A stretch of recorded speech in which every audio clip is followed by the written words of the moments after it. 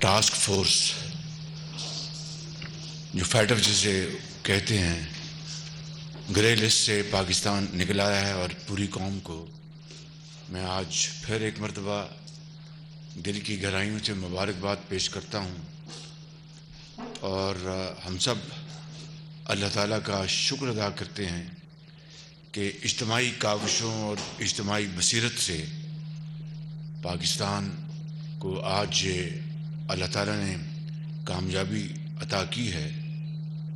اور اس سے آپ جانتے ہیں کہ جب سے پاکستان گرے لسٹ میں آیا تو ہماری تجارت، ہماری سرمایہ کاری، فارن ڈائریکٹ انویسٹمنٹ، ہماری معاشی صورتحال کو، کاروباری حضرات کو بہت مشکلات پیش آتی تھیں۔ انشاءاللہ اب اس گرے لسٹ سے نکلنے کے بعد پاکستان کے یہ جو مسائل ہیں ان سے انشاءاللہ پاکستان کو پاکستان کو اس مصیبت سے جان چھٹ جائے گی ہمیشہ کے لیے، بشرطیہ کہ ہم جو سفارشات پہ ہم نے عمل کیا ہے، اور فیٹف کے صدر جو ہیں انہوں نے یہ خود کہا ہے کہ پاکستان نے 35 سفارشات پر بہت شاندار طریقے سے عمل کیا ہے، اور یہ کامیابی بھی اللہ تعالیٰ نے پاکستان کو عطا فرمائی ہے ان عظیم قربانیوں کے نتیجے میں، جو دہشت گردی کے خلاف جو پاکستان کے عوام، پاکستان کی افواج پاکستان کے افسر اور سپاہی، بزرگ، بیٹے، تاجر، ڈاکٹر، انجینئرز، ان سب کی عظیم قربانیوں کے نتیجے میں، کیونکہ فیٹف جو ہے یقیناً آپ جانتے ہیں کہ منی لانڈرنگ اور دہشت گردی کے حوالے سے جو فنانسنگ ہوتی ہے، اس حوالے سے فیٹف جو ہے وہ اپنی کارروائی کرتا ہے۔ اور میں آج صدقے دل کے ساتھ میں شکریہ ادا کرنا چاہتا ہوں اور مبارکباد پیش کرنا چاہتا ہوں ان تمام افراد کو اور اداروں کو، کیونکہ یہ میری کامیابی نہیں ہے، یہ پاکستان کی اجتماعی کامیابی ہے۔ ان تمام اداروں، ان تمام افراد اور ان تمام اتھارٹیز جنہوں نے مل کے دن رات محنت کی، اور اللہ تعالیٰ نے ہمیں یہ نتیجہ عطا فرمایا۔ اس میں سب سے پہلے جناب بلاول بھٹو صاحب کو دل کی اتھاہ گہرائیوں سے مبارکباد پیش کرتا ہوں، محترمہ حنا روانی کھر صاحبہ کو، اور وزارت خارجہ کے ان تمام افسران کو جنہوں نے اس کے لیے دن رات کاوش کی ہے، اور یقیناً فارن منسٹر بلاول بھٹو صاحب نے اس میں بڑا اہم کردار ادا کیا ہے محترمہ حنا روانی کھر صاحبہ کے ساتھ۔ اسی طریقے سے ہماری جو اتحادی جماعتیں ہیں ان کے تمام زعماء کا میں شکریہ ادا کرتا ہوں جنہوں نے میری پوری معاونت کی اور پوری ہماری اس میں سپورٹ کی۔ اور اس کے ساتھ ساتھ افواج پاکستان کے جو سپہ سالار ہیں جناب قمر جاوید باجوہ صاحب، انہوں نے مکمل خاموشی لیکن انتہائی ذمہ داری کے ساتھ، اور ان کے ذیلی اداروں نے بڑی کمٹمنٹ کے ساتھ اس معاملے کو کامیابی تک پہنچانے کے لیے بھرپور کردار ادا کیا۔ میں ان سب کا شکریہ ادا کرتا ہوں۔ اور آپ کو یاد ہوگا کہ جب ہم اپوزیشن بینچز میں بیٹھتے تھے قومی اسمبلی میں، تو فیٹف کے اوپر اس وقت زمانے میں اسمبلی میں سینٹ میں لیجسلیشن ہو رہی تھی اور تمام تر حکمران جماعت اور ان کے لیڈر کی رونت تکبر کے باوجود، چونکہ یہ قومی معاملہ تھا، اس سے پاکستان کی 22 کروڑ عوام کی قسمت جڑی ہوئی تھی، ہماری معاشی صورتحال کو ایک چیلنج درپیش تھا، ہم نے ان تمام تر باتوں کو ایک طرف رکھتے ہوئے ہم نے پوری طرح اسمبلی میں اور سینٹ میں اس بل کی لیجسلیشن میں پوری طرح ہاتھ بٹایا۔ اس بات کی پوری قوم گواہ ہے اور آپ گواہ ہیں۔ کیا کیا تانے ملتے تھے کہ جناب یہ این آر او مانگ رہے ہیں، جناب یہ نیب زدہ ہیں، جناب یہ اندازہ کریں، یعنی انتہائی تحمل اور برداشت سے ہم نے یہ تمام تانے ہم نے برداشت کیے، مگر قومی جو وقار اور پاکستان کا عظیم تر مفاد، اس کو ہم نے ایک لمحے کے لیے بھی ہم نے کمپرومائز نہیں ہونے دیا۔ یہ ہے وہ ایک شاندار مثال یکجہتی، اتفاق اور اتحاد کی اور محنت کی اور شبانہ روز کاوشوں کی، جس کے نتیجے میں کل یہ کامیابی اللہ تعالیٰ نے پاکستان کو عطا کی۔ کل ویسے ایک بڑا خوش قسمت دن تھا کہ اس کے علاوہ اور بھی ایک فیصلہ آیا، اس کے بارے میں میں ابھی گزارش کروں گا، لیکن کہنے کا مقصد یہ ہے کہ یہ انعام اللہ تعالیٰ نے ہماری اور آپ کی جھولی میں اس لیے نہیں ڈالا کہ جلسے جلوس اور گالی گلوچ ہوتی رہی اور لانگ مارچ اور دھرنے ہوتے رہے اور قوم کو تقسیم در تقسیم کرنے کی مکروہ کاوشیں ہوتی رہیں اور معاش کی بربادی میں کوئی کسر نہیں چھوڑی گئی، اس لیے کہ سب یکجاں دو قالب تھے۔ میں یہاں پر یہ بات ضرور اس کا اضافہ کرنا چاہوں گا کہ گو کہ عمران نیازی تو وزیر اعظم ہاؤس سے ٹانگ پہ ٹانگ رکھ کر وہاں پر بڑے آرام سے بیٹھے تھے کہ یہ کام میں نے تو نہیں کرنا، جنہوں نے کرنا وہ کریں گے، جنہوں نے اسمبلی میں اپنا جو کورم ہے پورا کرنا وہ کریں گے، جنہوں نے بل کو لیجسلیٹ کروانا وہ کریں گے۔ اندازہ کریں کہ بات کرنی جمہوریت کی اور سوچ ایک فاشسٹ کی، ایک ڈکٹیٹر کی، کہ قطعاً ان کو اس بات کی پرواہ نہیں تھی کہ کورم پورا ہوتا کہ نہیں ہوتا۔ میں خالصتاً فیٹف کے حوالے سے بات کر رہا ہوں، جب اس وقت اس کی جو بل کا جو پیسج ہو رہا تھا۔ لہٰذا میں یہ کہنا چاہتا ہوں کہ یہ ہے وہ ایک شاندار درخشندہ مثال محنت، اتحاد، اتفاق اور قربانی کی، کہ جس کی بدولت آج پاکستان اللہ کے فضل سے گریل سے نکل آیا۔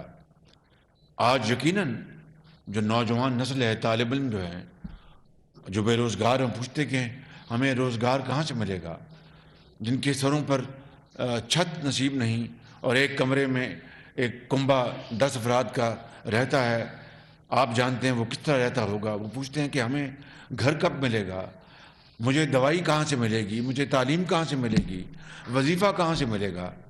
یہ وہ چپتے ہوئے سوال ہیں جو آج قوم کے کروڑوں بچے اور بچیاں، بیمار، مفلس، غریب خاندان، بیوہ اور یتیماں، یتیم بچے ہی پوچھتے ہیں۔ اور یہ جلسوں اور جلوسوں اور بدتمیزی، گالی گلوچ اور قوم کو تقسیم کر دینے والی تقریروں سے یہ معاملہ حل نہیں ہوگا۔ یہ اسی طرح حل ہوگا جس طرح فاٹف اللہ تعالیٰ کے فضل و کرم سے بخوبی طور پر ہم نے حاصل کیا، جس طرح پاکستان ایک نیوکلیر طاقت بنا۔ بس یہی ایک راستہ ہے جس سے کہ میں سمجھتا ہوں آج دیکھیں کہ اب سردی کی آمد ہے، کروڑوں لوگ جو اس وقت سیلاب سے ان کو بہت بے پناہ نقصان پہنچا ہے، آج وہ کھلے آسمان کے نیچے بیٹھے ہیں اور جہاں پر سردی اس وقت آ پہنچی ہے برف پوش پہاڑوں پہ، کے پی میں، ادھر بلوچستان میں، وہاں پر ان کو اپنا ونٹر شیلٹرز مہیا کرنے ہیں، ہم نے خیمے دینے ہیں، ادویات دینی ہے، خوراک دینی ہے، کمبل دینے ہیں، گرم کپڑے دینے ہیں۔ کیا یہ دھرنوں سے ہوگا یا گالی گلوچ سے ہوگا یا عمل سے ہوگا اور خلوص اور اخلاص اور قربانی سے ہوگا؟ یہ میں سمجھتا ہوں کہ آج 75 سال بعد آپ یقین کر لیں کہ 75 سال بعد آج بھی ہم اسی چکر میں ہم پھنسے ہوئے ہیں کہ کس طرح لوگوں کو روزگار دینا ہے، ایک بیمار بچی کو دوائی کس طرح دینی ہے، ایک بیوہ اور یتیم کو کا سہارا کس طرح بننا ہے۔ یہ جو وہ قومیں جو آج آسمانوں سے باتیں کر رہی ہیں، یہ مراحل انہوں نے کبھی کے طے کر لیے۔ وہاں پر ایک سوشل ویلفیئر سسٹم ہے، چاہے آپ برطانیہ کی بات کر لیں، چاہے آپ سویڈن کی بات کر لیں، جہاں پر ان کو یہ غم نہیں کہ دوائی نہیں ملے گی تو موت واقع ہو جائے گی، یہ غم نہیں، چاہے وہ ایک فراش ہے یا ایک لارڈ ہے یا ایک کاروباری آدمی ہے یا ایک کلرک ہے، کہ اگر بچے میں وہ صلاحیت ہے تو وہ کیمبرج اور آکسفورڈ یونیورسٹی بھی جا سکتا ہے، وظیفہ بھی ملے گا۔ یہاں پر سفارش اور میرٹ کی دھجیاں بکھیرنے کے علاوہ آج تک ہم نے کام کیا کیا ہے؟ تو میں یہ سمجھتا ہوں کہ یہ وہ معاملہ ہے۔ اب میں توشہ خانہ کے حوالے سے کچھ بات کرنا چاہوں گا کہ فیٹف کی تو پوری قوم میں خوشی کی لہر دوڑ گئی الحمدللہ، اور پوری قوم کو مبارک ہے۔ میرے قائد کے زمانے میں، نواز شریف کے زمانے میں پاکستان گرے لسٹ میں نہیں تھا، یہ آپ کے ذہن میں ہونا چاہیے۔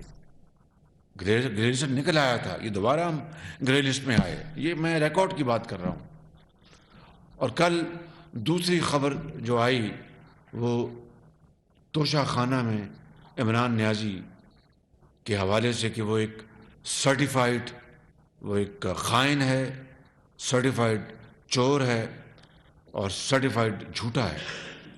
لیکن خدا کی قسم جس کے قبضے میں میری جان ہے اور ہم سب کی جان ہے، یہ کوئی خوشی کا لمحہ نہیں ہے، یہ ایک لمحہ فکریہ ہے، یہ ایک لمحہ ہے جس کے اوپر ہمیں اس مالک سے ہر وقت ہمیں توبہ کرنی چاہیے اور ڈرنا چاہیے۔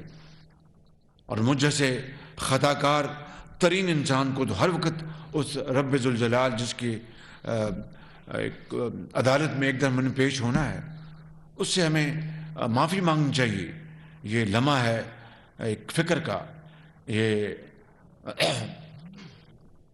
مقام عبرت ہے، مقام عبرت ہے کہ جو شخص کئی سال سے دن رات پوری قوم کے جو زوما ہیں، میری بات چھوڑ دیں، کوئی بزرگ ہے، کوئی جوان ہے، کوئی بیٹی ہے، کوئی بہن ہے، کوئی نوجوان ہے، سب کو یہ چور ڈاکو میں ان کو چھوڑوں گا نہیں، یہ چور ڈاکو میں ان کو چھوڑوں گا نہیں، یہ چور ڈاکو میں ان کو چھوڑوں گا نہیں۔ آج میں نے نہیں، وہ چیف الیکشن کمشنر جن کے بارے میں عمران خان نیازی نے یہ فرمایا تھا کہ یہ بہت ایماندار آدمی ہے، بلکہ یہی نہیں کہا انہوں نے، بلکہ یہ کہا کہ میں ان کی امانت کی شاید قسم کھاتا ہوں، مجھے لفظ اچھی طرح یاد نہیں، لیکن اس طرح کی اس سے ملتی جلتی بات کی کہ یہ بہت ایماندار آدمی، بڑے قابل ہے۔ اور ان کی سلیکشن، ان کا نام عمران خان نیازی نے پرپوز کیا تھا، میں نے نہیں کیا تھا۔ اب بتائیے، اور وہی عمران نیازی جو کہتے تھے کہ اگر عدالت اس طرح کا فیصلہ، جب میاں نواز شریف صاحب کے خلاف وہ پاناما بمقابلہ اقامہ فیصلہ آیا تو کہا کہ اگر عدالت مجھے اس طرح کا فیصلہ دے تو میں تو سیاست چھوڑ کے میں گھر چلا جاؤں، میں ایک سیکنڈ نہ ٹھہروں، اور عدلیہ زندہ آباد اور کیا کیا نعرے لگائے۔ اور اب پچھلے چند مہینوں اور ہفتوں سے عدلیہ کے بارے میں کیا گفتگو کی وہ آپ کے سامنے ہے۔ تو عمران نیازی کو اس چیف الیکشن کمشنر جس کو وہ کہتے تھے بہت دیانتدار آدمی ہیں، اور واقعی ان کی شہرت ایسی ہے، اس میں کوئی دو رائے نہیں۔ بہرحال ہم آگے چلتے ہیں کہ کرپٹ پریکٹسز کے نتیجے میں، یعنی اس کو کیا کہیں گے اردو میں، بدعنوانی کی پریکٹسز، بدعنوانی کی پریکٹسز کے نتیجے میں پاداش میں ان کو کل ان کے خلاف یہ فیصلہ آیا کہ یہ بدعنوان ہے. انہوں نے جو توشہ خانہ، دیکھیے اندازہ کریں کہ کہاں وہ 2018 میں جب یوں ہی یہ آئے اور مسند پر زبردستی لا کر بٹھائے گئے جھرلو کے ذریعے اور دھاندلی کے ذریعے. بات اب پوری دنیا میں بچہ بچہ کہتا ہے، کوئی نئی بات تو ہے نہیں. بدترین دھاندلی کے ذریعے ان کو بٹھایا گیا اور وزیر اعظم پاکستان ان کو بنوایا گیا. تو آتے ہی انہوں نے کہا کہ یہ بھینسے ہیں، ان کو میں بیچ رہا ہوں. آپ کو یاد ہوگا. اور یہ میں نے جناب وہ جو ہماری جو ایک جناب ہمیں ہر ایک ایک پائی بجانی ہے اور ہمیں بڑی اپنا کفایت شعری سے ہمیں کام لینا ہے. اور کفایت شعری کا تقاضا یہ، انہوں نے پتہ نہیں 23 لاکھ روپے بیچی. ایک آدمی نے تو یہ کہہ کہ وہ گائے خریدی کہ میں نواز شریف کا دیوانہ ہوں، میں پتہ نہیں 3-4 لاکھ روپے دے رہا ہوں، یہ کر رہا ہوں. اور یہ جناب یہ رقم یہ جمع کرائی جائے گی اپنا قومی خزانے میں کہ قومی خزانہ ان بھینسوں کا متحمل نہیں ہو سکتا. پھر وہ گاڑیاں جو تھیں وہ اس کی بولی لگائی. آپ کو وہ بھی یاد ہے کہ جناب یہ قومی خزانے میں پیسہ جائے گا اور کفایت شعری جو ہے وہ ہمیں کرنی ہے.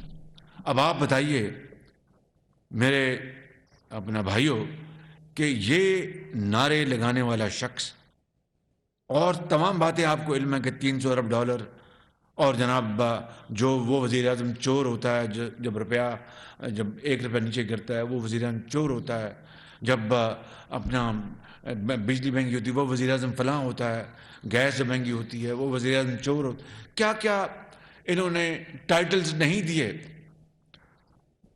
تو اب کہاں وہ بھینسیں بیچ کر وہ 23 لاکھ روپے قومی خزانے میں جمع کرایا کہ یہ تقاضا ہے کفایت شعری کا، اور کہاں جو غیر ممالک سے یا دوست ممالک سے مہنگے ترین تحفے ملے ان کو بیچ کر پیسے جیب میں ڈال لیے.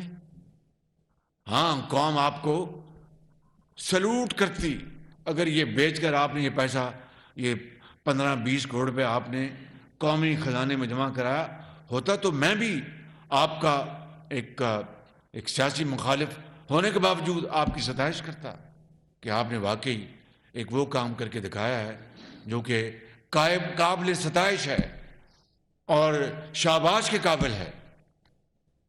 تو پھر تو بات تھی. نہ صرف آپ نے یعنی وہ تحفے نکال کر ایک تو دبئی میں بھیج دیا اور کہتے ہیں مجھے اس کا قطعیت کے ساتھ علم نہیں ہے، کہتے ہیں کہ جس دکان کے پاس یا جس کے پاس وہ گھڑی بیچی جو 14-15 کروڑ روپے کی تھی وہ اسی نے وہ جو ریئر جو ہوتے ہیں ماڈلز بنائے جاتے ہیں وہ اسی نے بنائے. تو اس نے آگے جن سے ملا تو ان کو فون کر دی جناب یہ گھڑی آئی اپنا کوئی چوری تو نہیں ہوگی. اس نے کہا نہیں آپ ہمیں یہ بھیج دیں. اندازہ فرمائیں یعنی اندازہ آپ کریں کہ اس ملک کی کتنی انہوں نے پاکستان کی عزت کو خراب کیا، اس میں کوئی کسر نہیں چھوڑی. یعنی وہ چند گھڑیاں ہوتی ہیں اس کو کہتے ہیں ریئر، ناٹ کسٹم میڈ، اس کو کہتے ہیں جی نہیں اس کو کہتے ہیں ریئر پروڈکشن کہتے ہیں. اس طرح کا ریئر پروڈکشن اس طرح کی ہوتی ہے، وہ بڑی چند وہ آئٹمز ہوتی ہیں. تو اس کو جناب اسی دکان میں پہنچ گئے، انہوں نے آگے فون کر دیا. تو ان کا اچھا، ان کا پھر یہ ہمیں واپس ادھر ہی بھیج دو. مجھے ملی ہے، میں وہاں پر وہ آج آپ بالکون سے گزرے ہیں وزیر اعظم ہاؤس کے تو الحمدللہ آپ کو اپنا نظر آئے گی، آپ کا دل بھی چاہے گا لیکن آپ پہنچ نہیں سکتے پچھلے 10 سال کا بھی بتا دیں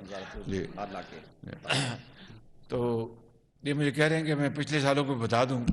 تو وہ مجھے نیب میں اپنے عدالت میں نے ایک دفعہ کہا تھا جب میں تھا خادم پنجاب، تو مجھے اس طرح کے جو میں ملا تحفے، بہت ایک قیمتی گھڑی تھی. تو مجھے خط آیا کیبنٹ ڈویژن سے کہ جناب یہ آپ کی تحفہ ہے تو آپ اس کی اتنی قیمت ہے تو آپ اس کا اتنا ادا کر دیں. جو آپ کو میں نے خط لکھا اس کو رائٹنگ ریکارڈ کا حصہ ہے. میں نے کہا شکریہ مجھے نہیں چاہیے، یہ آپ اپنا توشہ خانے میں رکھیں. البتہ یہ ہے کہ اب میں نے وزیر اعظم ہاؤس میں اس لیے وہ اپنا یہ اس میں کیسز میں لگوایا کہ توشہ خانہ میں کوئی اس کی کوئی جو رپورٹس اچھی نہیں ہیں، چیزیں وہاں گم ہو جاتی ہیں، پتہ نہیں کس طرح ہوتی ہیں، تو مجھے نہیں پتا، میں نہ کسی کے اوپر الزام لگا رہا ہوں، اس لیے میں نے اس کو کہا کہ وزیر اعظم ہاؤس میں اپنا لگے تاکہ لوگوں کو پتہ ہو کہ کون تھا وہ جو گھڑیاں بیچ کے پیسے جیب میں ڈال گیا، اور کون تھا جس نے یہ اپنا جو تحفے جو ہیں پاکستان کو جو ملے، مجھے تحفہ نہیں ملا، یہ 22 کروڑ عوام کو ملا ہے، میں ایک حقیر آدمی ہوں، ان ممالک نے، ان کے پریزیڈنٹ نے، پرائم منسٹرز نے، بادشاہوں نے پاکستان کے عوام کی توقیر کی ہے۔ تو خیر اینی وے میں واپس آتا ہوں، تو یہ تحفے انہوں نے، ایک تو وہ گھڑی اور کچھ تحفے جو ہیں وہ اسلام آباد میں بیچ کے پیسے جیب میں ڈال لیے، اور باقی وہاں پر دے دی ان کی جو قیمت تھی ان کی توشہ خانے والوں کی۔ اب یہ ہے قصہ، یہاں سے سٹارٹ ہوتا ہے، یہ سننے بڑی امپورٹنٹ بات ہے۔ وہ جو پیسے انہوں نے پہلے تو قانون کی دھجیاں اڑائیں، کوئی قانون نہیں کہ پہلے آپ کو تحفہ ملے آپ پہلے بیچ دیں، پیسے جیب میں ڈالیں، اور پھر آپ جا کے اس کی جو قیمت جو ہے جو کہ جو رولز کے مطابق وہ جا کے جمع کرائیں 20%۔ یہ ممکن نہیں ہے، پہلے آپ جمع کرائیں گے، وہ قیمت کا تعین ہوگا، پھر آپ سے وہ قیمت وصول کریں گے، پھر آپ اپنے گھڑی جو ہے وہ اپنا بازو پہ لگائیں، بتائیں قوم کو کہ یہ مجھے فلاں ملک سے تحفہ ملا ہے۔ میں نے یہ آج تک نہیں سنا کہ گھڑی بیچ دی اور پیسے جیب میں ڈال دیے۔ تو اس سے بدترین، دیکھیں بڑی سنجیدہ بات ہے کہ پاکستان کی بدنامی ہوئی ہے، اس سے بدترین کوئی مثال ملے گی کہ ایک وزیر اعظم جو تحفے میں ملنے والی گھڑیوں کو بغیر تخمینہ لگوائے پہلے، جو کہ قانون کے خلاف تھا، وہ بازار میں بیچ دے، پیسے جیب میں ڈال لے، اور باقی جو 20% قیمت ہے وہ ادا کر دے بعد میں، نمبر 1۔ نمبر 2، 2019، 20، 21 میں ایک قانون ہے کہ جناب آپ الیکشن جب ہوتے ہیں تو الیکشن سے پہلے بطور ایک کینڈیڈیٹ آپ اپنا وہ کاغذات کے ساتھ اپنی ریٹرن فائل کرتے ہیں، بتاتے ہیں کہ میرے یہ احساسے یہ ہیں، اور میری میری جو اہلیہ ہے اس کے احساسے یہ ہیں، اور میرے ڈپینڈنٹ جو ہیں، ڈپینڈنٹ جو ہوتے ہیں جو آپ کے اوپر جن کا نان نطقے کا دار و مدار ہو، بچے آپ کے، ان کی یہ ان کی تفصیل ہے، وہ بتاتے ہیں آپ بالکل۔ اور پھر الیکشن کے بعد پھر دوبارہ اگر آپ الیکشن جیت جائیں تو دوبارہ آپ کو پھر وہ ریٹرن فائل کرنی پڑتی ہے، ایف بی آر کے پاس بھی اور الیکشن کمیشن کے پاس بھی۔ میں اس تفصیل میں نہیں جا رہا، میں نے موٹی موٹی آپ کو بات بتائی ہے۔ آپ نے، عمران نیازی نے، وہ اس میں الیکشن کمیشن کو گول کر دیا، یعنی وہ بتائے نہیں کہ میں نے یہ تحفے میں نے بیچے اور غیر قانونی طور پر بیچے اور پیسے لیے، اور یہ کہا جی بس میں نے اپنے اکاؤنٹ میں ڈال دیے۔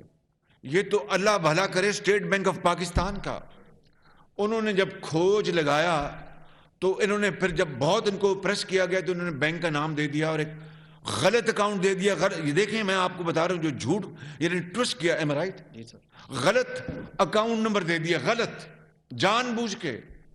اور جب انہوں نے اس کی تفتیش کی الیکشن کمیشن نے تو وہ اکاؤنٹ نمبر ملتا ہی نہیں تھا۔ پھر انہوں نے بڑا سر جوڑا اور دیکھا کہ اچھا، پھر انہوں نے اپنا وہ نمبر جب ادھر ادھر کیے تو وہ نکل آیا، اور وہ جو رقم تھی اس میں ان کا اس ٹرانزیکشن، یعنی یہ گھڑیاں بیچنے خریدنے کا تعلق کوئی نہیں تھا، وہ رقم اس سے پہلے کی بات ہے، اس ٹرانزیکشن سے یعنی خرید و فروخت سے کوئی تعلق نہیں ہے، منی ٹریل نہیں ملی، اس کی کوئی منی ٹریل نہیں ملی۔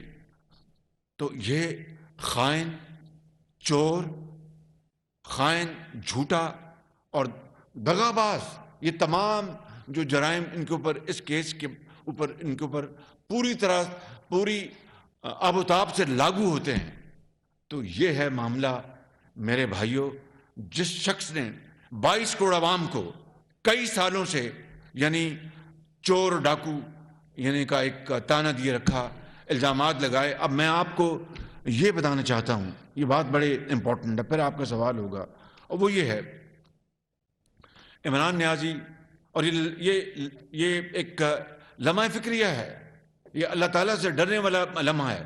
یعنی پنجابی میں کہتے ہیں کہ اپنا وہ جو دشمن بھی مر جاوے تو خوشی نہ کریے، یہ دشمن مرے تو خوشی نہ کریے، یقین کر لیں سجنے میں مر جانا، بالکل اس میں کوئی دو رائے. تو وہ یہی چیز ان اے ڈفرنٹ کانٹیکسٹ یہاں لاگو ہوتی ہے کہ اللہ تعالیٰ اپنا کل سے اور پرسوں سے مجھ جیسے اپنے شخص کو بچائے.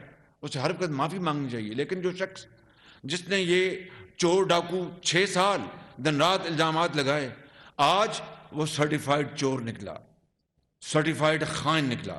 نمبر 1. نمبر 2،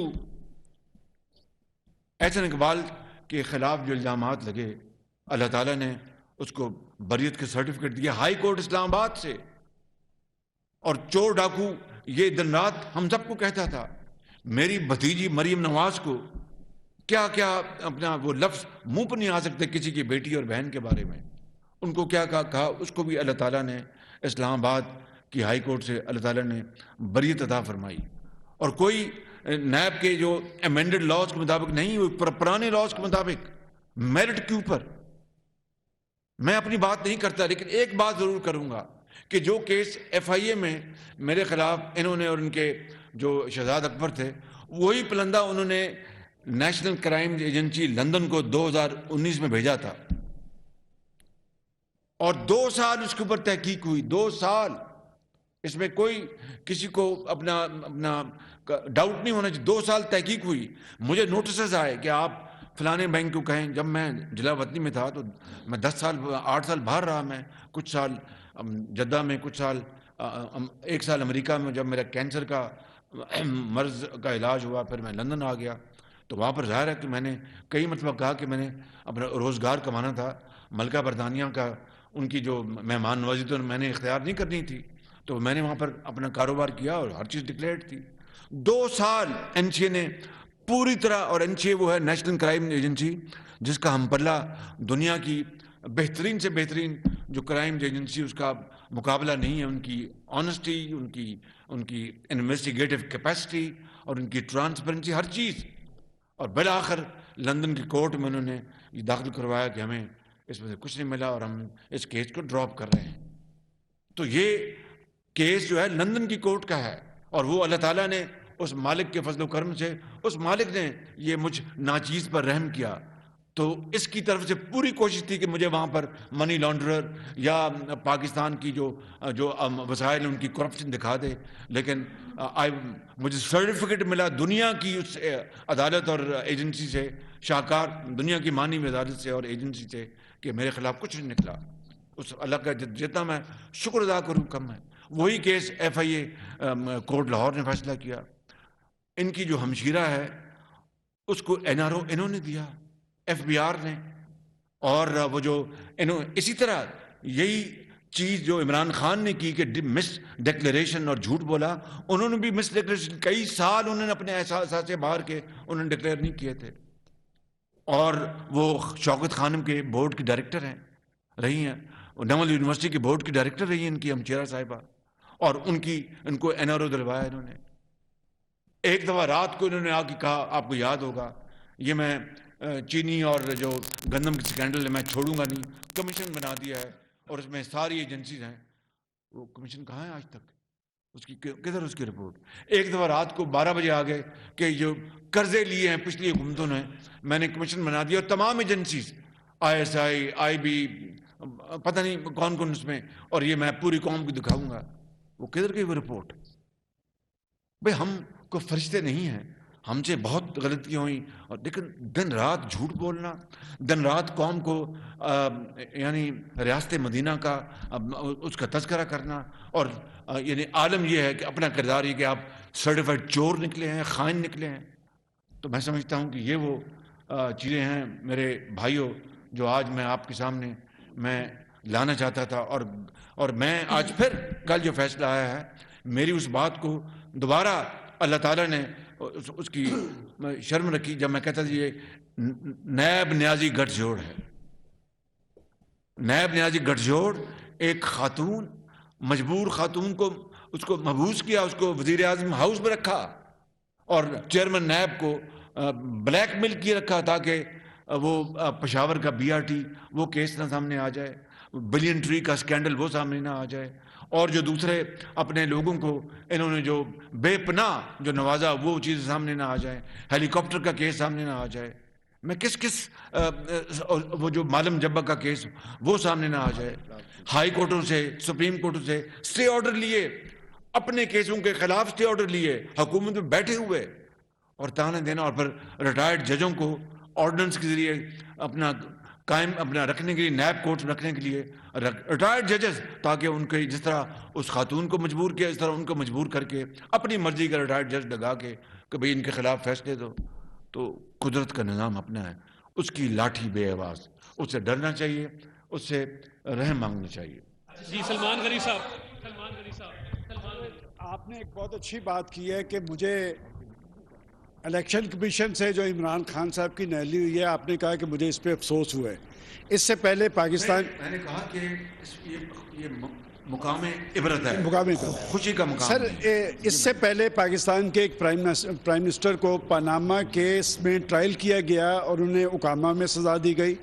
-1 فارمولہ اس وقت بھی لاگو ہوا, اور اب سابق وزیر اعظم عمران خان صاحب پہ الیکشن کمیشن نے انہیں نااہل قرار دیا ہے. آپ سے سوال یہ ہے کہ یہ دائروں کا سفر کب تک جاری رہے گا؟ اور 2 روز پہلے آپ نے نوجوانوں کی ایک تقریب میں خطاب کرتے ہوئے کوئی مفاہمت کے عمل کی بات کی ہے, تو یہ بتائیں کہ یہ مفاہمت کا عمل کس سے چل رہا ہے اور کس بنیاد پہ چل رہا ہے؟ پہلی بات تو یہ ہے کہ دیکھیں کہ عمران نیازی جو سراپا جھوٹ کا مجسمہ ہے اور بددیانتی کا مجسمہ ہے, خود چور نکلے سرٹیفائڈ. انہوں نے کہا, سن میں عرض کرتا ہوں جی, بنی گالا کا گھر کس نے بچایا اور وہاں پر غریبوں کے گھروں کو کس نے مسمار کیا, یہ پوری قوم جانتی ہے. یعنی وہ گھر جو تھا بغیر اجازت کے بنی گالا کا بنایا گیا تھا محل, اس کو عمران خان نے اس کو بچوا لیا اور غریبوں کے گھروں کو ڈھیر کر دیا. اندازہ کریں. اور پھر ریاست مدینہ کی بات کرنی, اور پھر وہاں پر رائے ونڈ پہنچ گیا کہ ان کے میری والدہ کے جو گھر ہے ان سب کو مسمار کر دیا جائے. یہ ہے یعنی انتقام کی وہ ایک آگ, اس کے دن رات وہ جس میں جلتا تھا. تو آپ کے سوال کا جواب یہ ہے کہ اب عمران نیازی کے حواریوں نے کہا ہے نا کہ جناب یہ فیصلہ نواز شریف نے اپنا لکھوایا ہے, تو وہ پھر نواز شریف کے خلاف اقامہ سے پاناما سے اقامہ وہ پھر عمران نیازی نے لکھوایا تھا. اس کے بعد کوئی بات باقی رہ جاتی ہے؟ اور رہی بات مفاہمت کی, میں نے اسمبلی میں کہا تھا, ایک مرتبہ نہیں ایک سے زیادہ مرتبہ, آئیں چارٹر آف اکانومی کریں, پایا حکارت سے اس کو ٹکرا دیا گیا, ایک مرتبہ نہیں کئی مرتبہ, اور اس کے بدلے میں یہ این آر او مانگتے ہیں. یہ این آر او ہے, یہ ڈاکو, یہ چور ہیں. خدا سے ڈرنا چاہیے, یہ مقام عبرت ہے.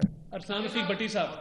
میرے 2 معصوم سوال ہیں جی. ایک تو یہ ہے جی کہ کیا ملک میں 28 نومبر کے بعد پولیٹیکل سٹیبلٹی 28 نومبر کے بعد کیا ملک میں بہتر پولیٹیکل سٹیبلٹی آ جائے گی؟ اور دوسری بات کہ گندم کا معاملہ چل رہا ہے جی, وہ ابھی تک مسئلہ حل نہیں ہو رہا. پنجاب وفاق پہ الزام لگا رہا ہے اور وفاق جو ہے وہ شاید کر نہیں رہا یا کرنا نہیں چاہ رہا, اس کا بتا دیجیے جی. شکریہ. 28 نومبر سے کیا مطلب آپ کا؟ 28 نومبر کے بعد کیا بہتر پولیٹیکل سٹیبلٹی آ جائے گی پاکستان کے اندر, جو کہ ابھی نظر نہیں آ رہی؟ یہ ایک آئینی معاملہ ہے. یہ ایک روٹین کی بات ہے کہ جب آرمی چیف جو بھی اپنی مدت پوری کرتے ہیں تو حکومت وقت کا آئینی اختیار ہے کہ وہ اس پروسیس کو کمپلیٹ کر کے جو بھی ہے ان کے پاس پینل آتا ہے, پینل دیکھ کے پھر وہ اپوائنٹمنٹ ہو جاتی ہے. تو اس میں انشاءاللہ یہ ایک قانونی معاملہ ہے, اس میں کوئی کبات نہیں ہے. البتہ انسٹیبلٹی, سیاسی انسٹیبلٹی لانے کے لیے عمران خان سرتوڑ کوشش کرتے رہے اور کر رہے ہیں. کل بھی انہوں نے گراؤ جلاؤ اور کہا, جب دیکھا کہ اپنا معاملہ خراب ہے تو وہ جو کہا کہ وہ اپنا انہوں نے کال واپس لے لی. اور اس لیے واپس لی کہ ان کو پتہ لگ گیا کہ بھائی جو میں نے اپیل کی ہے, جو کوشش کر رہا تھا کہ یہاں پر اپنا گراؤ جلاؤ اور لانگ مارچز اور لوگ نکلائیں, وہ جب ایک سرٹیفائڈ چور وہ بن گئے, سرٹیفائڈ, تو ان کے جو عوام نے, ان کے جو فالوور دیکھ لیا کہ بھئی اب کس منہ سے سرٹیفائڈ چور کے ساتھ جائیں گے وہ. بالکل گندم کی بات یہ ہے, دیکھیں بات یہ ہے, گندم وفاق نے باقاعدہ پوری طرح جب پچھلی حکومت کی فاش بلنڈرز کی بنا پر کہ انہوں نے کھاد ٹائم پہ نہیں دی تھی, تو گندم کم ہوئی تھی. تو ہم نے تخمینہ لگا کے گندم امپورٹ کی ہے اور مزید کی جا رہی ہے. اب جب یہ سیلاب آئے ہیں تو سیلاب کے نتیجے میں خدشہ یہ ہے کہ شاید ٹائم پر بجائی نہ ہو اور گندم کی پیداوار پوری نہ ہو. اس کو بھی ہم کیٹر فور کر رہے ہیں اور صوبوں کے پورے سٹاکس دے کے مشاورت کے ساتھ ہم نے یہ فیصلے کیے ہیں. عمر اسلم. نہیں، یہ فیڈرل گورنمنٹ کا یہ ثوابدید ہے کہ وہ کامرس کے تمام معاملات فیڈرل گورنمنٹ کرتی ہے، تو امپورٹ ہم نے کرنی. میں نے یہ کہا، یہ نہیں کہا کہ گندم امپورٹ ہو رہی ہے اور کر رہے ہیں. ان کا مطالبہ تھا کہ پرائیویٹ سیکٹر کو دیا جائے. کیا میں پرائیویٹ سیکٹر بہت اچھا کام کرتا ہے، لیکن کسی ایک شخص جو کہ نیت خراب ہو کسی اپنا امپورٹر کی، اور وہ جناب لیٹ سے قیمت جو ہے $350 پر ٹن ہے، وہ کہے جناب آپ تم 370 لگا لو، $20 مجھے باہر دے دینا، اور پھر وہ 370 ڈکلیئر کر کے تو یہاں بھیج دے اور غریب آدمی کے اوپر اور مزید بوجھ پڑے، تو آپ برا بھلا کس کو کہیں گے، مجھے یا اس امپورٹر کو؟ میں نے ابھی تک جو گندم منگائی ہے، میں ایک خطا کار انسان ہوں. ہر سودے میں اللہ تعالیٰ کے فضل و کرم سے کروڑوں روپے ہم نے جو سب سے کم بولی دینے والے جو بڈر تھا اس سے بھی کم کروائے ہیں، ایک ٹیم ورک کے ذریعے، جس میں منسٹر آف کامرس ہے، جس میں ہمارے منسٹر آف انڈسٹریز ہیں، سیکرٹری انڈسٹریز کامرس ہیں، فوڈ سیکورٹی ہے، فائنانس ہے، سب نے مل کے. مگر میں نے کہا کہ یہ آپ جب قیمت اوارڈ کریں گے مجھ سے پوچھیں گے. اللہ تعالیٰ کو کوئی نظام ایسا ہے کہ ہر مرتبہ لوس بڈر سے، کم بولی دینے والے سے مزید کم کروایا، رب نے مدد کی. تو میں اپنا کیوں دے دوں پرائیویٹ سیکٹر کے حوالے کر دوں، جو کہ یہ سارے کام خدا نخواستہ ہو سکتے ہیں ہمارے ڈالر اڑ جائیں، یہ قیمت مہنگی، میں یہ کام نہیں ہونے دوں گا. جس طرح چینی کی میں نے ایکسپورٹ میں پابندی لگا رکھی ہے، حالانکہ ڈالر آ سکتے ہیں، لیکن میں چینی کی ایکسپورٹ الاؤ کر دوں اور یہاں پر خدا نخواستہ چینی 8 آنے بھی بڑھ جائے تو میں کس کو جواب دوں گا؟ ہاں، جب مجھے یہ پتہ چلے گا کہ چینی کے وافر سٹاکس ہیں تو پھر انشاءاللہ پوری کابینہ کی مشاورت سے ہم فیصلہ کریں گے انشاءاللہ. شہباز صاحب، ابھی اگر ہم بات کریں تو فیٹف سے جو گرے لسٹ سے نام نکالا گیا پاکستان کا، یقیناً یہ جو ہے وہ حکومت کی بہت بڑی کامیابی ہے اور اس کا سب پاکستان کو فائدہ ہوگا. لیکن آپ پر عمران خان جو ہے وہ الزام لگاتے رہے منی لانڈرنگ کا. 2 دفعہ آپ جیل بھی گئے، جبکہ حمزہ شہباز بھی 2.25 سال سے زائد جیل میں رہے. اس پر کیا کہیں گے، جبکہ کچھ دن قبل جو عدالت میں فیصلہ آیا ہے اس میں آپ کی بریت ہوئی ہے؟ دوسرا ایک اور کویسچن ہے کہ مہنگائی سے عوام بڑی پریشان ہے، اس کے حل کے حوالے سے بھی عوام کے لیے کوئی خوشخبری سنا دیں. دیکھیے، بات یہ ہے کہ الحمدللہ جب سے ڈار صاحب آئے ہیں، اللہ کا کرم ہے کہ 10, 12, 15 روپے ڈالر نیچے گیا ہے. ایک بات. نمبر 2، منی لانڈرنگ کی جو الزامات لگائے گئے، میں نے لندن کی جو میں نے بتائی عدالت نے، جو وہاں پر NCA نے یہ وہاں پر رپورٹ دے دی کہ ہمیں کوئی مزید انویسٹیگیشن درکار نہیں، ان کے خلاف کچھ نہیں ملا، یہ ریکارڈ کی بات ہے. تو وہ منی لانڈرنگ کا کیس تھا، وہ کرپشن کے میرے خلاف گئے تھے نا، جو یہی کیس FIA میں ہے.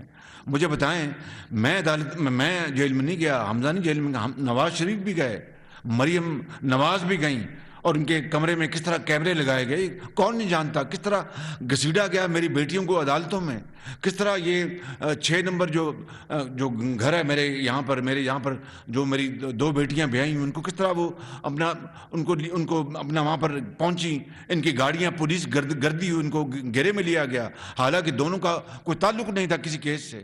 تو زرداری صاحب کی بہن کے ساتھ کیا کیا گیا، عید چاند رات کو ان کو گرفتار کر لیا گیا. ہم یہ کبھی حرکتیں نہ ہم سے توقع کی جائے، نہ ہم کریں گے انشاءاللہ. یہ میں آپ کو بالکل ڈنکے کی چوٹ پہ کہنا چاہتا ہوں، قانون اور انصاف اپنا رستہ اپنائے گا انشاءاللہ. ہم نے دیکھا کہ 4 سال آپ عدالتوں میں پیش ہوئے، اپنی بیٹی کے ہمراہ بھی، اب عدالت نے آپ کو بری کیا ہے. لوگ یہ کوشچن کرتے ہیں کہ عمران خان صاحب کے خلاف اتنے کیسز ہیں یا ان کی بہن کے خلاف اتنے کیسز ہیں تو ان کو گرفتار نہیں کیا جاتا. اور دوسری بات یہ کہ پنجاب میں تبدیلی کی آوازیں آ رہی ہیں کہ پنجاب میں پھر دوبارہ سے تبدیلی آئے گی اور PDM کی حکومت مل کے حکومت بنائے گی. قانونی طور پر تبدیلی لانے کا سب کو حق ہے، وہ ایک پروسیس ہے، اس میں میرے خیال ہے کسی کو بھی کوئی اعتراض نہیں ہونا چاہیے. اگر ایسا ہوتا ہے تو ضرور ہو، لیکن یہ دیکھ لیں کہ ہم سے دیکھ لیں، یہ بات سن لیں ذرا مہربانی کر کے، ہم سے کس طریقے سے اپنا عمران نیازی نے کسی ایک زوراور افسر کو نہیں چھوڑا. فیڈرل گورنمنٹ میں جتنے بھی تھے جن کے پاس اختیار اور قدرت تھی اپنا فیصلہ کرنے کی، ان سب کو لگایا کہ شہباز شریف کو آج اندر ہونا چاہیے. اس کو نیند نہیں آتی تھی جب تک کوئی پوچھ نہیں لیتا تھا کہ شہباز شریف کل گرفتار ہوگا کہ نہیں ہوگا. یہ اس کی حالت تھی. یہ اس کے اب وہ کہتا ہے اپنا الیکشن کمیشن میں کہ جناب 10 سال پرانے مجھے کیا یاد کہ 10 سال پرانے 10 سال والی تو بات ہے بھی نہیں. یہ توشہ خانے کیس 2018 19 اور 20 کے آج سے صرف اپنا 2 سال 3 سال پہلے 10 سال کی بات کہاں سے آ گئی. ایک تو یہ جھوٹ دیکھ لیں. اور ہمیں 20 سال پرانے کیس جو NCA لنڈن میں انہوں نے 20 سال پرانا جب میں وہاں پر تھا اپنا غریب الوطنی میں وہ 2004-5 تھا. آپ لے لیں آج اس کو 20 سال ہو گئے یعنی 19 سال ہو گئے.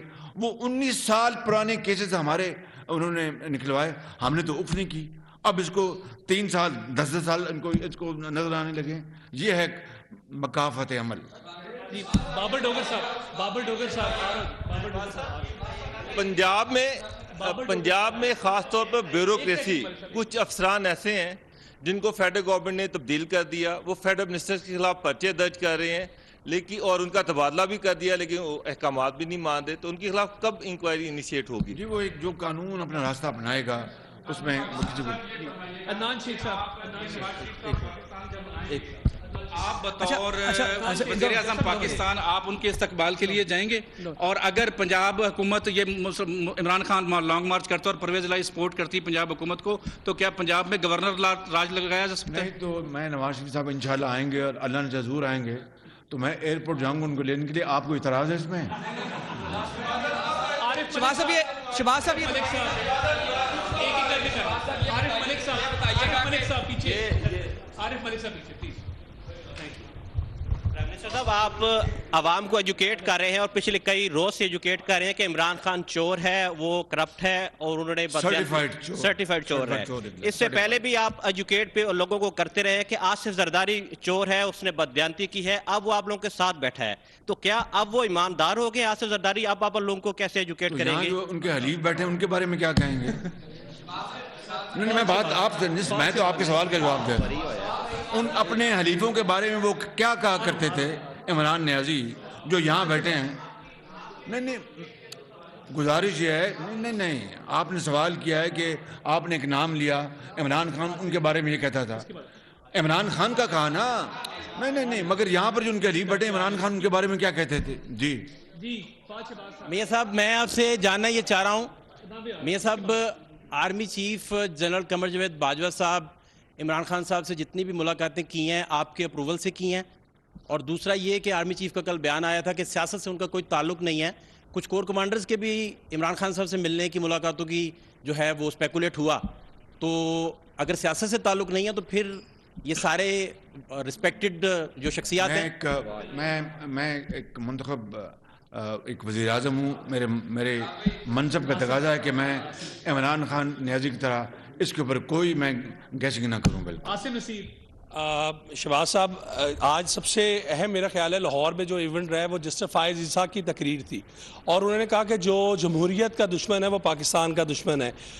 آج اس وقت میں جبکہ خاص طور پہ پاکستان میں اسلام آباد میں یہ صدا گونج رہی کہ کوئی کیئر ٹیکر سیٹ اپ کے اوپر بات چیت چل رہی ہے دونوں طرف سے, تو کیا دیکھ رہے ہیں کہ اگر جمہوریت پر دوبارہ کسی قسم کا کوئی شبخور مارا جاتا ہے تو کیا عمران بھی آپ کے ساتھ ہوں گے؟ پی ڈی ایم تو ساری کٹی ہے, اور کیا یہ وقت آ سکتا ہے یا آپ سمجھتے ہیں کہ نہیں جمہوریت کو کوئی خطرہ نہیں ہے؟ قطعاً کوئی گھبرانے کی بات نہیں, کوئی جمہوریت کو خطرہ نہیں. انشاءاللہ آئین اور قانون کے دائرے میں یہ حکومت اپنا کام کرتی رہے گی.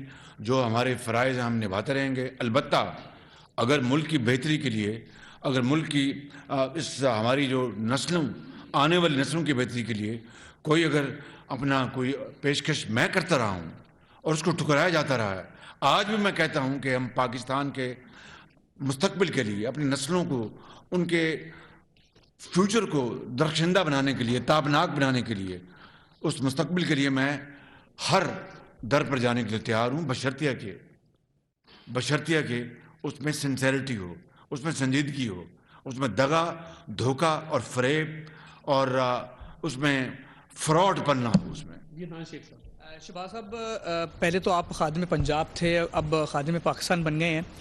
یہ بتائیں کہ آپ کی جو جمہوری گورنمنٹ جو ہے اس کو تہت بالا کرنے کے لیے عمران خان لانگ مارچ کا اعلان کر سکتے ہیں. اگر وہ آتے ہیں تو ان کے ساتھ کیسے نبرد آزما ہوں گے, آپ کیسے نپٹیں گے؟ اور دوسرا کل پہلی بات تو یہ ہے کہ ایک سرٹیفائڈ چور کے پیچھے ان کے سپورٹرز نکلیں گے. اصل بات تو یہ دیکھیں نا, پہلی بات یہ ہے, دیکھیں ابھی تک میں آپ کو بڑے ادب سے اور بڑی انکساری سے کہتا ہوں کہ ابھی تک تو اللہ تعالیٰ نے اپنا کرم کیا.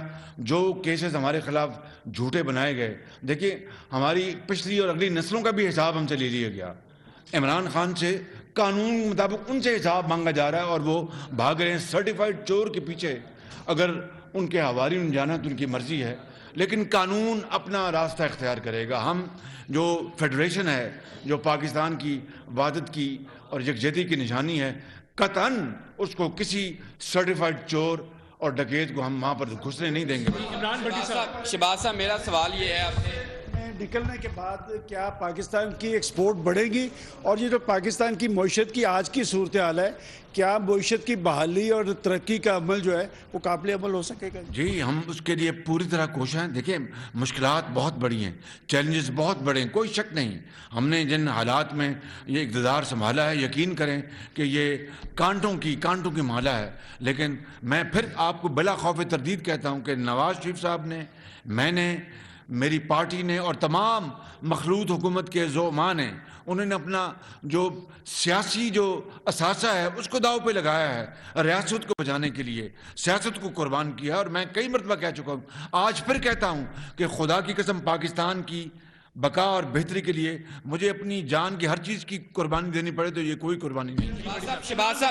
شہباز صاحب یہ بتائیے گا کہ الیکشن کمیشن نے جو فیصلہ دیا, یہ فیصلہ 19 ستمبر کو کر لیا گیا تھا عمران خان کو نہل کرنے کا, اور اسے محفوظ کر لیا گیا. جبکہ اس کے بعد الیکشن کمیشن نے 16 اکتوبر کو الیکشن کروائے, عمران خان جیتا. جب جیت گئے عمران خان کا بیانیہ لوگوں نے اس کو میری بات سننا ہے, آپ کا سوال سمجھ گیا. ہم نے جو سیٹیں اس دفعہ جو ہماری گئی ہیں وہ ہم نے 2018 کے الیکشن میں نہیں جیتی تھی, وہ ہماری ہاری ہوئی سیٹیں تھیں جو اس وقت بھی ہاری ہیں ہم نے. یہ ہے کہ جو پیسہ ضائع ہوا عوام کا, کیونکہ آپ عوام کے پیسے کے امین ہیں پائی کے, جو 16 اکتوبر کو الیکشن کروا کے الیکشن کمیشن نے پیسہ ضائع کیا, الیکشن کمیشن سے آپ جواب دہی کریں گے, بلائیں گے کہ آپ نے 19 ستمبر کو تو نہل کر دیا تھا عمران خان کو؟ وہ ایک خود مختار ادارہ ہے, اس کو میں کس طرح بلا سکتا ہوں اور پوچھ سکتا ہوں؟ آئین میں لکھا یہ کیا بات کر رہے ہیں؟ جی حنیف قمر ہوں, سچ ٹی وی سے. آپ کو بہت مبارک, فیٹف پہ آپ کامیابی سمیٹ کے آئے ہیں. لیکن جس ملک میں اور معاشرے میں جزا اور سزا کا عمل رک جائے وہ بھی پرابلم ہوتی ہے.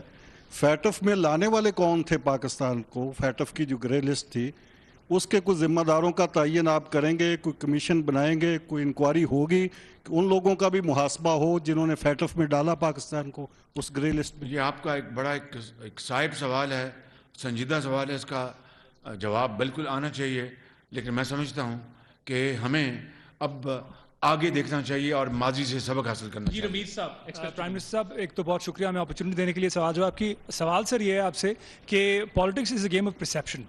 پرسیپشن میں جب عمران خان کے اوپر یہ پرسیپشن بنائی جاتی ہے یہ آٹا چور ہیں, چینی چور ہیں, گیس چور ہیں, تیل چور ہیں, لیکن جب ان پہ سزا ہوتی ہے, سزا کے لیے گھڑی, کفلنگ اور موبائل, تو how do you think it would pan out with P M L N voters کہ آپ الزام اتنے بڑے لگے عمران خان کے اوپر, لیکن جس چیز پہ وہ ڈسکوالیفائی ہوئے وہ گھڑیاں تھیں, وہ موبائل, وہ کیا کہتے ہیں؟ نہیں, میری بات سنیں, وہ گھڑی جو ہے, گھڑیاں وہ 15 کروڑ روپے کی ہیں, 15,000 یا 15, بات سن لینا جی, 15,000 یا 15 لاکھ کی نہیں ہے.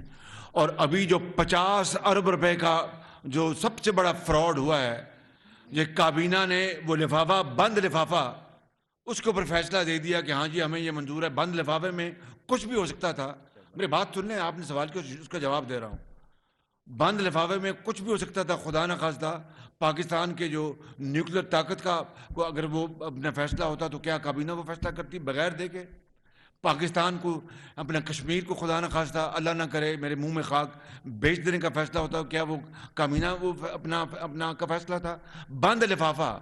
وہ پیسہ این سی اے نے, یہی این سی اے جس نے اپنا 2 سال میری تحقیق کی, اور اس پیسے کو سپریم کورٹ کے ایک اکاؤنٹ میں بھیج دیا گیا. اگر میرے خلاف 190 ملین پاؤنڈ تو 50 ارب بنتا ہے, 19 پاؤنڈ بھی میرے خلاف این سی اے ڈھونڈتی تو یہ کیا میرا یہ پیسہ سپریم کورٹ کے اکاؤنٹ میں میرے بھیجتے؟ اس سے بڑا کوئی فراڈ قوم کے ساتھ ہو سکتا ہے؟ شہباز صاحب یہ بتائے گا کہ پچھلے دنوں عمران نیاز نے ایک پریس کانفرنس میں کہا کہ میں چاہتا ہوں اس ملک میں عام انتخابات ہوں، لیکن میاں نواز شریف نہیں عام انتخابات ہونے دے رہے. اس حوالے سے انہوں نے ایک الزام لگایا تھا. تو کیا میاں نواز شریف کے اوپر ابھی سارا معاملہ چل رہے ہیں؟ عام انتخاب قانون آئین کے مطابق ابھی 11 مہینے دور ہیں. وہ ہماری سٹنگ گورنمنٹ کی ثوابدید ہوتی ہے کہ جب بھی وہ الیکشن کرانا چاہے. ہمارا کوئی ارادہ نہیں ہے کہ ہم الیکشن میں جائیں جب تک کہ یہ معیشت ٹھیک نہیں ہوتی. 11 مہینے ڈٹ کے کام کریں گے، جب مدت ہوگی تو الیکشن ہوں گے انشاءاللہ. میاں صاحب حال ہی میں الیکشن ہوا، آپ کی جماعت نشستیں ہار گئی. آپ نے کہا ہم نے کمپین نہیں چلائی، پیپل پارٹی نے 2 نشستیں جیت لیں. عمران خان اگر سرٹیفائیڈ چور ہے تو اس کا بیانیہ مضبوط کیوں ہے؟ نمبر 1.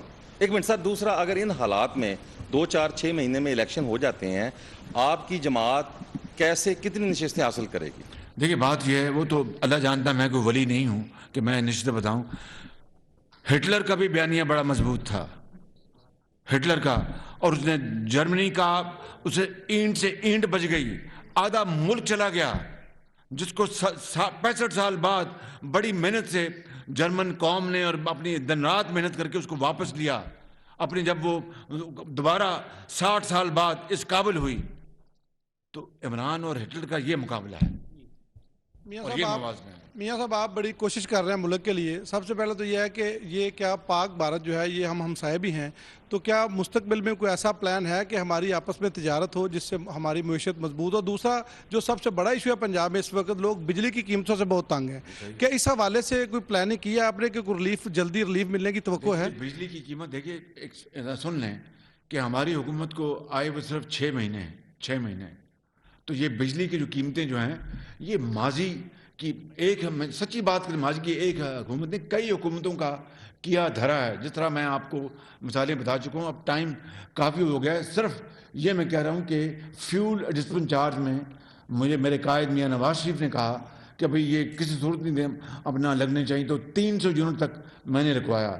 سیلاب کے جو سیلاب زدہ کروڑوں لوگ، ان کے بلز ہم نے بجلی کے ختم کروائے. اور پوری کوشش ہے، میں آپ کو بتاؤں کہ میں اپنے دوست ممالک کے گھٹنوں کو ہاتھ لگا رہا ہوں کہ ہمیں کہیں سے سستی گیس مل جائے. آپ یہ سوال کریں کہ جب سستی ترین گیس مل رہی تھی تو اس سرٹیفائیڈ چور نے قوم کے لیے گیس کیوں نہیں خریدی؟ یہ آپ سوال کریں.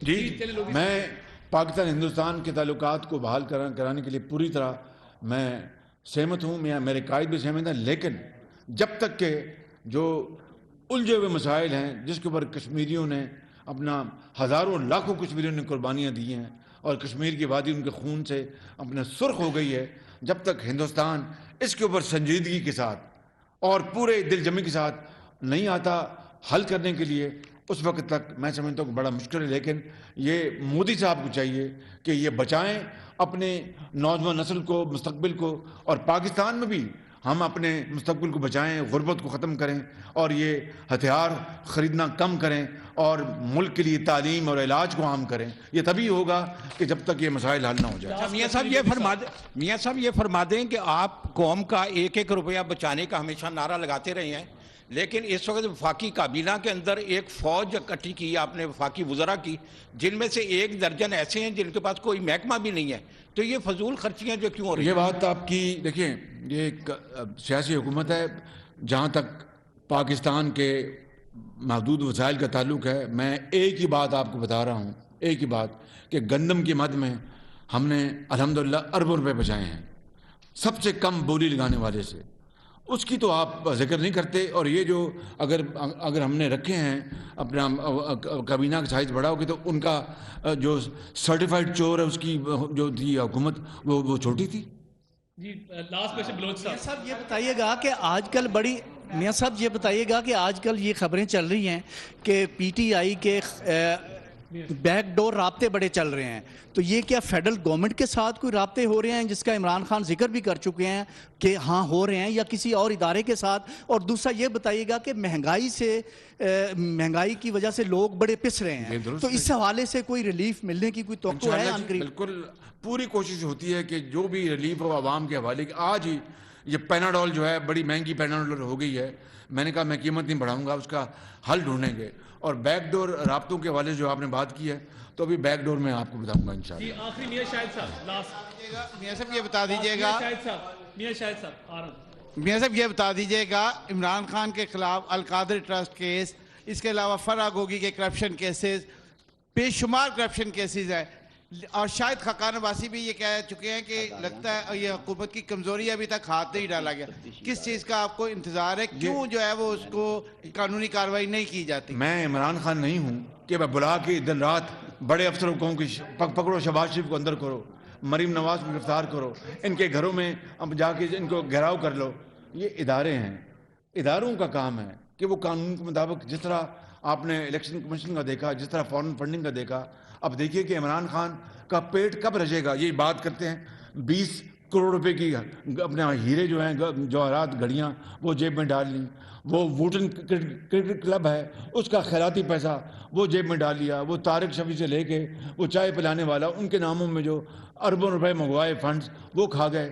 تو آج اس کے بعد اگر یہ قوم پھر بھی فیصلہ کرتی ہے تو قوم کی مرضی ہے، ہم اس کا احترام کریں گے. لیکن یاد رکھیں کہ ہٹلر نے جرمنی کا کیا حال کیا اور عمران خان نے پاکستان کا کیا حال کیا. آخری سوال.